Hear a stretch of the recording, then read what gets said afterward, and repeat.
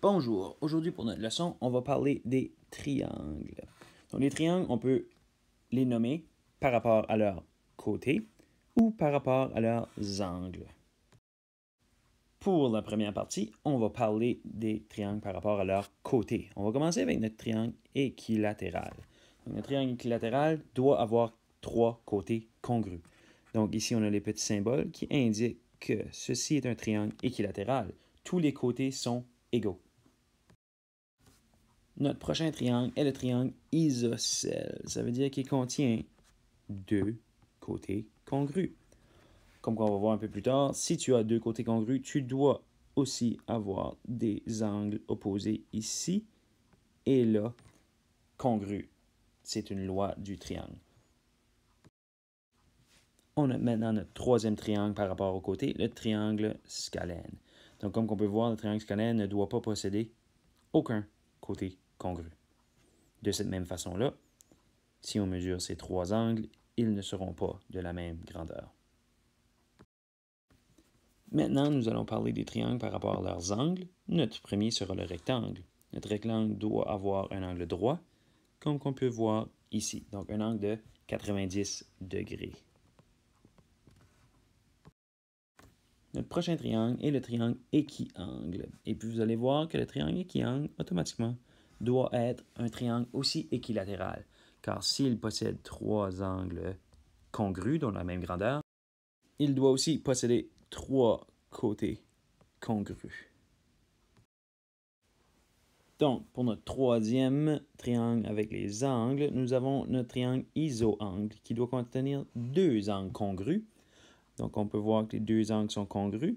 Donc, automatiquement, nous avons un triangle isoangle. Nous pouvons aussi dire que c'est un triangle isocèle, car si les deux angles sont égaux, les deux côtés doivent être égaux. C'est une impossibilité de faire autrement.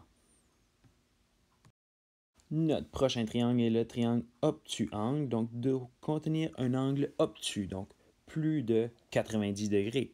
Donc ici, nous avons un triangle obtuangle car il y a un angle de plus de 90 degrés. Notre dernier triangle est le triangle acuangle, donc qui possède trois angles aigus. Donc les angles ne sont pas tous égaux, mais ils sont tous aigus, donc plus petits que 90 degrés. Donc, comme dernière chose pour parler des triangles, on peut toujours dire que nos triangles peuvent être différents, peuvent posséder deux noms.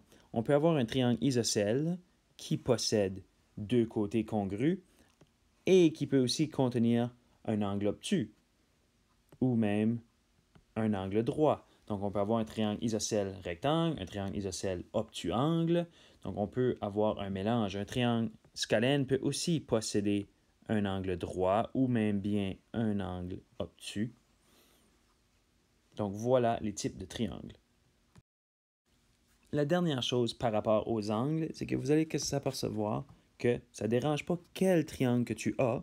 Tous les triangles, la somme des angles sera toujours 180 degrés. Nous allons faire l'exercice en classe, mais c'est une bonne idée de se souvenir que ça faut toujours faire 180 degrés. Si on fait 59 plus 66 plus 55, tu vas obtenir 180 degrés. Même chose si je prends 60 plus 60 plus 60, je vais encore obtenir 180 degrés. Donc, alors que nous savons qu'on va toujours obtenir un total de 180 degrés avec les trois angles d'un triangle, on peut toujours calculer le troisième angle. Donc ici, on voit qu'un angle est 50, le prochain est 100. Donc, qu'est-ce qui nous manque pour se rendre à 180? Il nous manque 30 degrés. Donc, on sait automatiquement que celui-là devrait être 30 degrés. Donc, c'est une loi des triangles. Ils doivent toujours avoir un total de 180 degrés à l'intérieur. Voici pour les types de triangles.